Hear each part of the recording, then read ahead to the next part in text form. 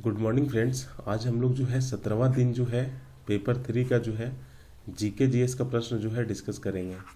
झारखंड सचिवालय excise constable LDC Jharkhand का जो एसआई का जो वैकेंसी आने वाला है, झारखंड का पुलिस जो वैकेंसी आने वाला है, जेएसएससी के द्वारा जो है जितने भी परीक्षा ली जाती है उसके पेपर 3 में जो है जीके जीएस के सवाल पूछे जाते हैं। तो आज हम लोग जो है जीके जीएस के जो है मोस्ट इम्पॉर्टेंट 30 प्रश्न जो है डिस्कस करेंगे। काफ़ी इम्पोर्टेंट है, 17वां दिन है। जो लोग क्लास 1 से लेकर के क्लास 16 तक नहीं देखे हैं आप लोग देखिए, मोस्ट इम्पॉर्टेंट क्वेश्चन जो है डिस्कस किया गया है। ठीक है, चलिए यहाँ पे जो है सबसे पहला सवाल है कि निम्नलिखित में से कौन जो है नई दिल्ली में 25 मार्च 2023 को दिए गए सांसद रत्न पुरस्कार के 13वें संस्करण के विजेताओं में से है। ये जो सांसद रत्न पुरस्कार दिया गया है 25 मार्च 2023 को, उसके सूची में किसका नाम है नीचे में से बताना है। विद्युत वरण महतो को दिया गया है, कुलदीप राय शर्मा को दिया गया है, हिना विजय कुमार गावित को भी दिया गया है। राइट आंसर क्या हो जाएगा, डी उपर्युक्त सभी। इम्पोर्टेंट क्यों है, क्योंकि यहाँ पे जो है एक झारखंड के भी व्यक्ति है जिसको जो है सांसद रत्न पुरस्कार जो है दिया गया है। ठीक है, इस सांसद रत्न पुरस्कार जो है 13वां संस्करण था। कहाँ पे आयोजन किया गया था, नई दिल्ली में। किस डेट को, 25 मार्च 2023 को। ये जो विद्युत वरण महतो है आप यहाँ पे देख सकते हैं। ठीक है, भाजपा जो राजनीतिक दल है भाजपा से है। ठीक है, झारखंड के हैं। चुनाव क्षेत्र कौन सा है, जमशेदपुर। पार्टी का नाम क्या है, भारतीय जनता पार्टी। तो ये हमारे हो गए झारखंड के। ठीक है, विद्युत वरण महतो जो है झारखंड के हैं, चुनाव क्षेत्र इसका जो है जमशेदपुर है, और इसको जो है नई दिल्ली में आयोजन हुआ था 13वां संस्करण, उसमें जो है सांसद रत्न पुरस्कार जो है दिया गया है। कुलदीप राय शर्मा जो है अंडमान और निकोबार का जो है आईएनसी जो पार्टी है आईएनसी के हैं। इसके अलावा जो है हिना विजय कुमार गावित, ये जो है भाजपा महाराष्ट्र के हैं। तो ये तीनों को जो है सांसद रत्न पुरस्कार जो है दिया गया था। इसके अलावा औरों को भी दिया गया है, जैसे कि डॉक्टर सुकांत मजूमदार। ठीक है, इसके अलावा अधीर रंजन चौधरी। तो टोटल जो है 13 लोगों को, ठीक है, ये जो 13वां संस्करण हुआ था नई दिल्ली में, उसमें टोटल 13 लोगों को जो है संसद रत्न पुरस्कार से जो है सम्मानित किया गया था। ठीक है, अगर झारखंड करंट अफेयर में पूछ देगा सवाल कि सांसद रत्न पुरस्कार का 13वां संस्करण जो हुआ था नई दिल्ली में, उसमें से झारखंड को किसको जो है यह पुरस्कार मिला है, विद्युत वरण महतो को। ठीक है, जो जिसका निर्वाचन क्षेत्र कहाँ है, जमशेदपुर। आगे देखिए, एक और सवाल है, कौन सा राज्य म्यांमार के साथ अपनी सीमा साझा नहीं करती है। ये सवाल जो है ज्योग्राफी का है। ठीक है, यहाँ पे सवाल पूछा गया है कि कौन सा राज्य म्यांमार के साथ अपनी सीमा साझा नहीं करती है। तो देखो यहाँ पे इसका राइट आंसर डी हो जाएगा। ये जो सिक्किम है, ये जो है म्यांमार के साथ अपनी सीमा साझा नहीं करती है। सिक्किम जो है भूटान, ठीक है, इसके अलावा जो है चीन, इसके अलावा जो है नेपाल। ठीक है, तो सिक्किम जो है भूटान के साथ, चीन के साथ और नेपाल के साथ अपनी सीमा को जो है साझा करती है, म्यांमार के साथ नहीं। म्यांमार के साथ कौन कौन साझा करता है अपना सीमा को, सबसे पहला जो है अरुणाचल प्रदेश। ठीक है, जो पहला ऑप्शन दिया है। फिर जो है मिजोरम। ठीक है, इसके अलावा जो है मणिपुर, और एक हो जाएगा नागालैंड।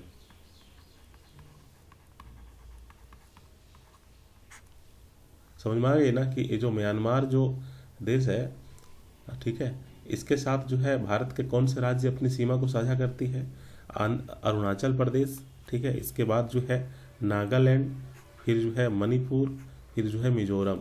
बात करेंगे सिक्किम, तो सिक्किम जो है भूटान और चीन और नेपाल के साथ जो है अपनी सीमा को साझा करती है। राइट आंसर डी हो जाएगा। यहाँ पूछा गया है कि कौन सा राज्य म्यांमार के साथ अपनी सीमा साझा नहीं करती है, तो सिक्किम नहीं करता है म्यांमार के साथ। सिक्किम जो है भूटान, चीन और नेपाल के साथ करता है।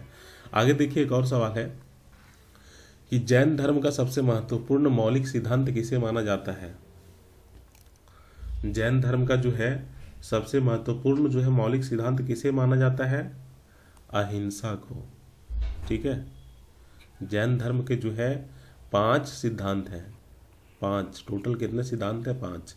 पहला जो है अहिंसा, दूसरा जो है सत्य, कोई झूठ नहीं बोलेगा, तीसरा जो है चोरी नहीं करना है, चौथा जो है जैसे कि कोई संपत्ति जो है किसी का जो है गलत तरीके से जो है उसको हड़प नहीं सकता है, और 5वां जो है ब्रह्मचार्य का पालन करना। ठीक है, तो इस तरह से जैन धर्म के जो है टोटल 5 मौलिक सिद्धांत हैं, जिसमें से एक अहिंसा भी है। ठीक है, आगे देखिए कि जीएसटी को कौन से संविधान संशोधन अधिनियम द्वारा जो है पारित किया गया था। ये भी काफी इंपॉर्टेंट सवाल है। इसका राइट आंसर क्या हो जाएगा, 101। ठीक है, जीएसटी को 101वें संविधान संशोधन अधिनियम द्वारा जो है पारित किया गया था। कब, 1 जुलाई 2017 को। ठीक है, इस डेट को याद रखना। आगे देखिए एक और सवाल है कि निम्नलिखित में से कौन सा देश बिमस्टेक का सदस्य नहीं है। बिमस्टेक का सदस्य जो है कौन सा देश नहीं है। तो यहाँ पे देखिए पूरा लिस्ट हमने यहाँ पे रखा हुआ है कि कौन जो है बिमस्टेक का सदस्य है और कौन नहीं है। ये जो बिमस्टेक है इसका पूरा क्या होता है, B for Bay of Bengal Initiative for Multi Sectoral Technical and Economic Corporation. इसका हेडक्वार्टर कहाँ पे है, ढाका बांग्लादेश में। कब इसको जो है स्थापित किया गया था, 1997 में किया गया था। ये जो संगठन है इसको आप याद रखिएगा, क्योंकि जीएसएससी जो है संगठन से सवाल पूछता है। तो ये जो बिमस्टेक है इसका हेडक्वार्टर कहाँ पे है, ढाका बांग्लादेश में। कब स्थापित किया गया था, 1997 में। अब यहाँ पे बिमस्टेक के कौन कौन से सदस्य हैं, तो बांग्लादेश है, भूटान है, भारत है, नेपाल है, श्रीलंका है, म्यांमार है, थाईलैंड है। पाकिस्तान जो नहीं है इसमें, पाकिस्तान जो है नहीं है। ठीक है, यहाँ पे कौन कौन सा है देखिए, यहाँ पे भारत है, ठीक है, नेपाल है, इसके अलावा जो है भूटान है, ठीक है, चीन जो है नहीं है। इसका राइट आंसर क्या हो जाएगा कि कौन सा देश बिमस्टेक का सदस्य नहीं है, तो भारत है देखो यहाँ पे सी नंबर में, नेपाल है देखो डी नंबर में, भूटान है देखो बी नंबर में, चीन नहीं है। चीन आपको कहीं दिख रहा है क्या इस लिस्ट में, नहीं ना। तो इसका राइट आंसर क्या हो जाएगा, चीन। चीन जो है बिमस्टेक का सदस्य नहीं है। इस चीन की जगह पे अगर पाकिस्तान दे देता तो पाकिस्तान जो है सही हो जाता, क्योंकि पाकिस्तान भी जो है बिमस्टेक का सदस्य जो है नहीं है। ठीक है, क्या कार्य है इसका, बिमस्टेक का कार्य क्या होता है, व्यापार और निवेश पर जो है चर्चा करेंगे, परिवहन एवं संचार, ऊर्जा, पर्यटन, प्रौद्योगिकी, मत्स्य पालन, कृषि, सार्वजनिक स्वास्थ्य, गरीबी उन्मूलन। इसके अलावा जितने भी 14 जो फैक्ट दिए हुए हैं इन सब क्षेत्रों पे जो है बिमस्टेक जो है कार्य करती है। आगे है कि भारत में प्रथम पंचवर्षीय योजना में सर्वोच्च प्राथमिकता क्या थी। भारत में प्रथम पंचवर्षीय योजना में सर्वोच्च प्राथमिकता क्या थी, कृषि। राइट आंसर क्या हो जाएगा, ए। ठीक है, भारत में प्रथम पंचवर्षीय योजना का जो है समयकाल क्या था, 1951 से लेकर के 1956 तक। ये जो योजना था ये कौन मॉडल पर आधारित था, तो हैरोल्ड डोमर, ठीक है, हैरोल्ड डोमर मॉडल पर जो है आधारित था। देश के कृषि विकास की प्राथमिकता जो है दी गई थी प्रथम पंचवर्षीय योजना में। ठीक है, अब आगे देखिए एक और सवाल है कि कौन सा देश जो है पहली बार जो है नवंबर 2022 में इराक की जगह भारत के लिए एक शीर्ष तेल आपूर्तिकर्ता के रूप में उभरा। तो इसका राइट आंसर क्या हो जाएगा, ये जो 7वां नंबर प्रश्न है इसका राइट आंसर क्या हो जाएगा कि कौन सा देश जो है पहली बार जो है नवंबर 2022 में जो है इराक की जगह भारत के लिए एक शीर्ष तेल आपूर्तिकर्ता के रूप में उभरा है। इसका राइट आंसर रूस हो जाएगा। ठीक है, पहले जो है इराक से जो है तेल आया करता था, लेकिन अब जो है रूस जो है सबसे ज़्यादा जो है भारत को जो है तेल देता है। इसका राइट आंसर क्या हो जाएगा, रूस। आगे देखिए बाघ परियोजना जो है किस वर्ष में शुरू की गई थी? बाघ परियोजना जो है किस वर्ष में शुरू की गई थी? 1973-74 में, ठीक है। वर्ष 1973 में जो है बाघों की घटती आबादी को बचाने के लिए बाघ परियोजना की शुरुआत जो है किया गया था, ठीक है। देश की राष्ट्रीय पशु बाघ के संरक्षण को सुनिश्चित करने के लिए यह परियोजना जो है शुरू किया गया था, ठीक है। और एक चीज़ और याद रखिएगा कि 2022 में जो है भारत का 53वां बाघ अभयारण्य जो है रानीपुर वन्यजीव अभयारण्य कहाँ पर है? उत्तर प्रदेश में है, ठीक है। इसको जो है अभयारण्य जो है घोषित किया गया है। कब? 53वां अभयारण्य घोषित किया गया है। कौन सा? रानीपुर वन्यजीव अभयारण्य उत्तर प्रदेश में है। ये जो रानीपुर वन्यजीव अभयारण्य है, पूछेगा सवाल में कि रानीपुर वन्यजीव अभयारण्य जो है ये कहाँ पर है? तो उत्तर प्रदेश में है। इसको जो है 53वां बाघ अभयारण्य जो है घोषित किया गया था 2022 में, ठीक है। अब आप कमेंट में बताइए कि ये जो बाघ परियोजना है, ठीक है, ये झारखंड में कहाँ पे जो है शुरू की गई थी? बाघ परियोजना जो है ये झारखंड में जो है कौन से अभयारण्य में जो है शुरू की गई थी? इसका आंसर जो है आप कमेंट सेक्शन में जो है बता सकते हैं। आगे देखिए कि राज्यसभा को के बाद भंग कर दिया जाता है। JSSC जो है इसको पूछा था, एक्साइज या स्पेशल कांस्टेबल में सवाल पूछा गया था कि राज्यसभा को के बाद भंग कर दिया जाता है 5 वर्ष के बाद कि 6 वर्ष के बाद कि प्रधानमंत्री की सलाह पर कि उपर्युक्त में से कोई नहीं।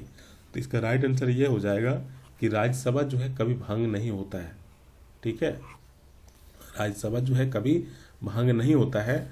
और इसको याद रखिएगा कि राज्यसभा में जो है 12 सदस्यों को जो है राष्ट्रपति द्वारा जो है साहित्य, विज्ञान, कला, सामाजिक सेवा का विशेष ज्ञान या फिर व्यवहारिक अनुभव रखने वाले व्यक्तियों में से मनोनीत किए जाते हैं। राष्ट्रपति के द्वारा जो है 12 सदस्यों को जो है मनोनीत किया जाता है राज्यसभा में। इसको जो है याद रखिएगा। एक और पॉइंट है कि उपराष्ट्रपति का सामान्य कार्य राज्यसभा के पदेन अध्यक्ष के रूप में जो है कार्य करना है, ठीक है। अब आगे देखिए एक और सवाल है कि बंद अर्थव्यवस्था वह अर्थव्यवस्था है जिसमें केवल निर्यात होता है, पैसे की आपूर्ति पूरी तरह से नियंत्रण है, घटिया वित्त पोषण होता है, ना तो निर्यात होता है ना ही आयात होता है। इसका राइट आंसर क्या हो जाएगा?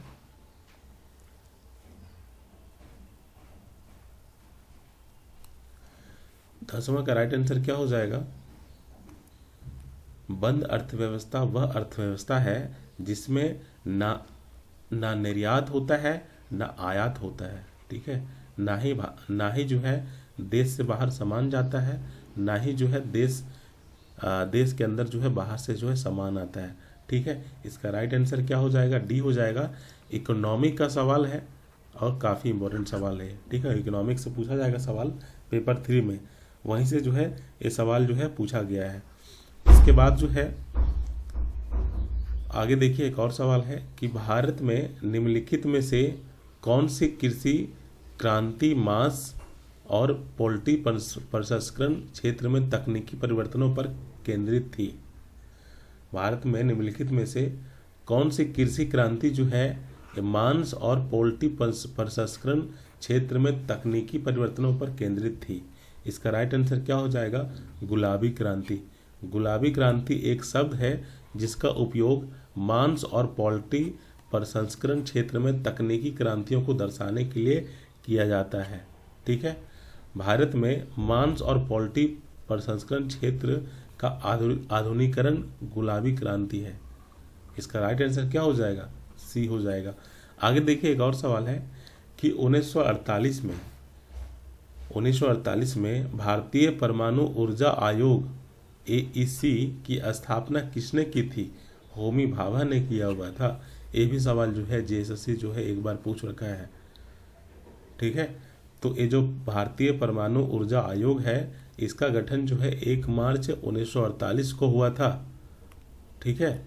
और 10 अगस्त 1948 को वैज्ञानिक अनुसंधान विभाग द्वारा इस आयोग को जो है स्थापित किया गया था, ठीक है। इसको जो है आप याद रखिएगा।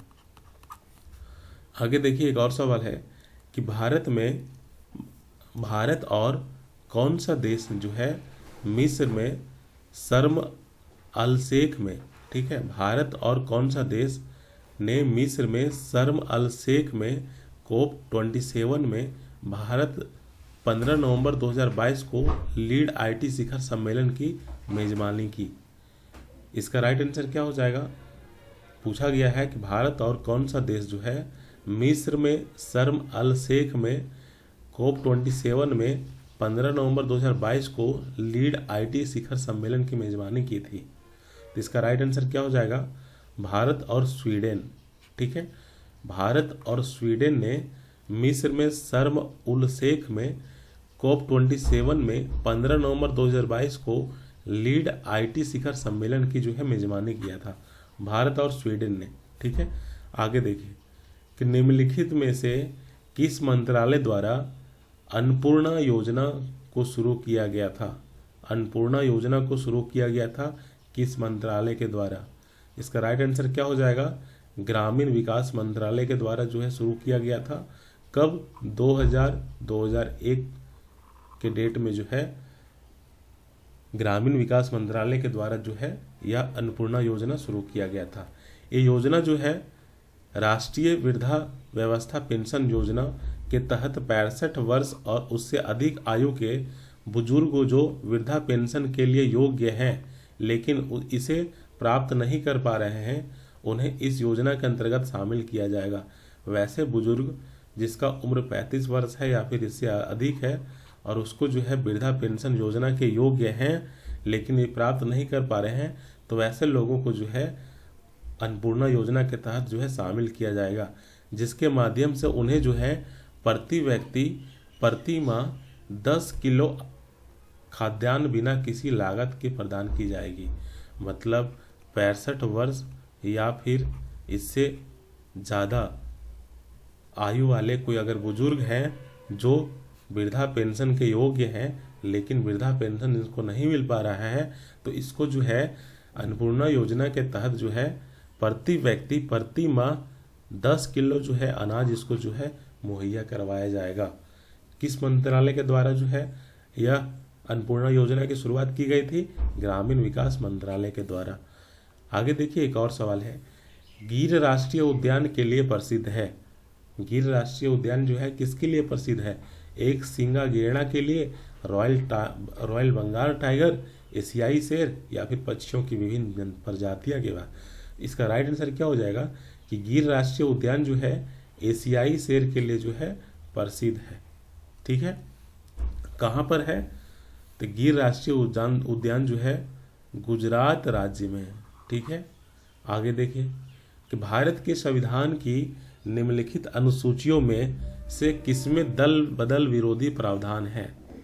दल बदल विरोधी प्रावधान कौन सी अनुसूची में है? 10वीं अनुसूची में है। इसको जो है 1985 में जो है 92वें संविधान संशोधन अधिनियम द्वारा जो है संविधान में जो है शामिल किया गया था।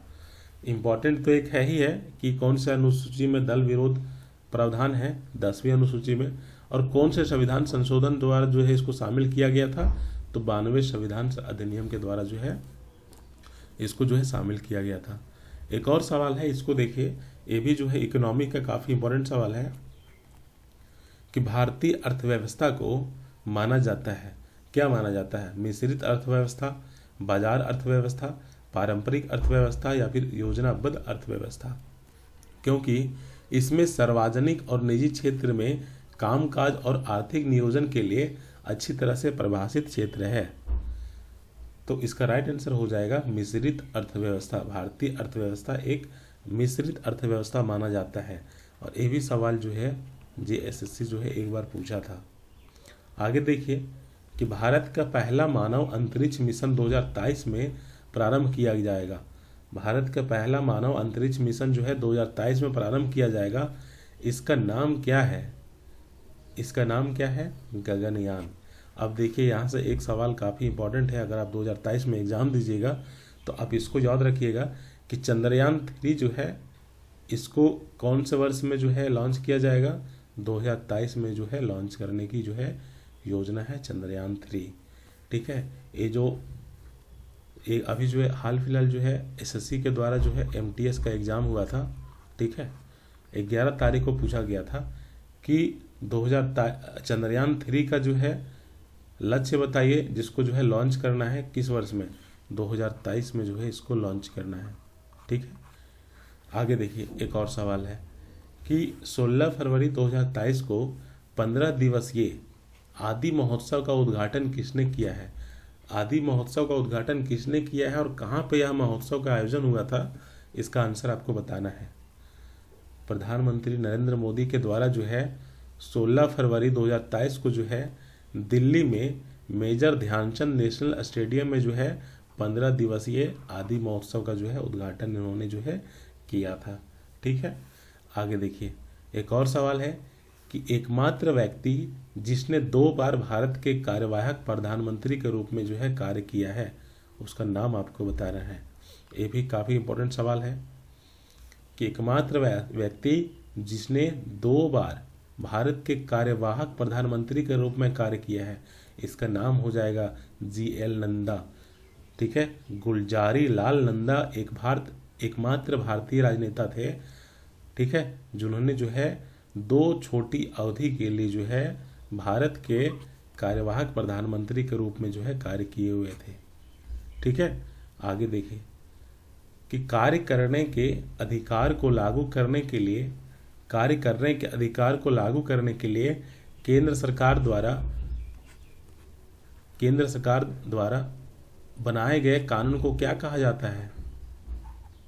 इसका राइट आंसर क्या हो जाएगा कि कार्य अधिकार को लागू करने के लिए केंद्र सरकार द्वारा बनाए गए कानून को क्या कहा जाता है। महात्मा गांधी ग्रामीण अधिनियम, या फिर महात्मा गांधी गारंटी अधिनियम, या फिर महात्मा गांधी रोजगार अधिनियम, या फिर महात्मा गांधी राष्ट्रीय ग्रामीण रोजगार गारंटी अधिनियम। तो इसका राइट आंसर क्या हो जाएगा, महात्मा गांधी राष्ट्रीय ग्रामीण रोजगार गारंटी अधिनियम। तो डी इसका राइट आंसर हो जाएगा, ठीक है। इसमें ये चीज़ कहा गया है कि इस अधिनियम के अनुसार ग्रामीण क्षेत्र में काम करने के लिए ज़रूरतमंद और बीमार सभी लोगों को 1 वर्ष में 100 दिनों के रोजगार की गारंटी दी जाती है। यदि कोई सरकार जो है अगर विफल हो जाती है काम करने में, तो फिर वैसे लोगों को जो है बेरोजगारी भत्ता जो है दिया जाएगा, ठीक है। आगे देखिए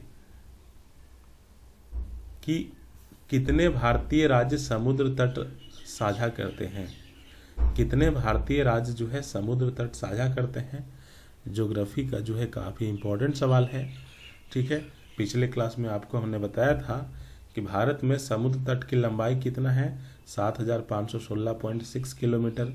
अब यहाँ पे सवाल पूछा गया है कि कितने भारतीय राज्य समुद्र तट साझा करते हैं। टोटल 9 राज्य जो है समुद्र तट को साझा करते हैं। कौन कौन सा, गुजरात, महाराष्ट्र, गोवा, कर्नाटका, केरल, तमिलनाडु, आंध्र प्रदेश, उड़ीसा और पश्चिम बंगाल, ठीक है। इसमें से एक और सवाल जो है एसएससी सवाल पूछा था इसको कि गुजरात में भारत के सबसे लंबी जो है तट रेखा है।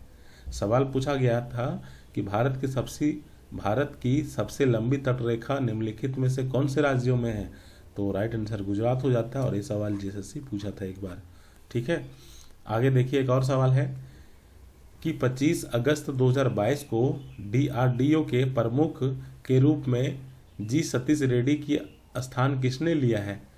ये जो है साइंस एंड टेक से संबंधित जो है सवाल है, ठीक है।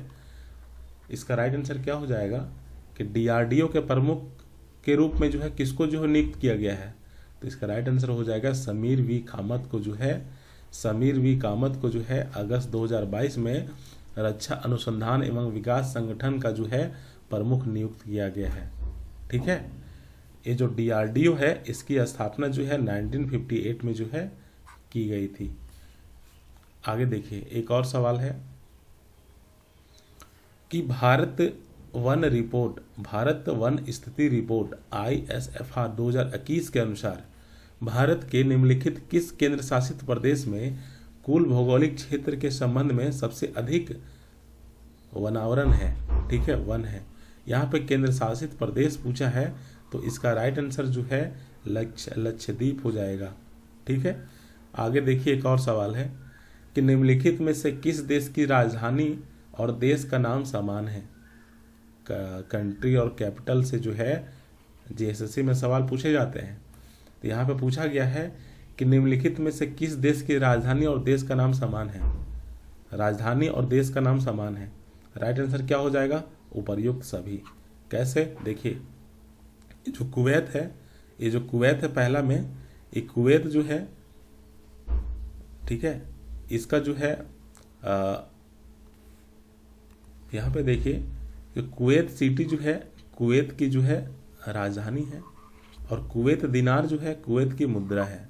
यहाँ पे पूछा गया है ना कि राजधानी और देश का नाम सेम है।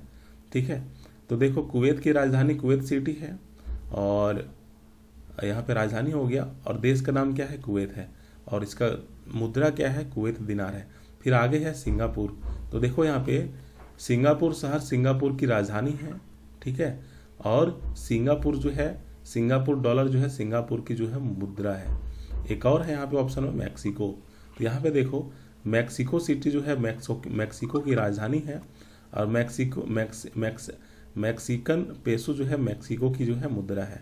ठीक है, तो आपको ये सवाल समझ में आ गई ना, निम्नलिखित में से किस देश की राजधानी और देश का नाम समान है। कुवैत, सिंगापुर, मैक्सिको उपर्युक्त सभी हो जाएगा, क्योंकि कुवैत जो देश है इसकी राजधानी कहाँ है, कुवैत सिटी। सिंगापुर सिंगापुर जो कंट्री है इसकी राजधानी कहाँ है, सिंगापुर शहर है।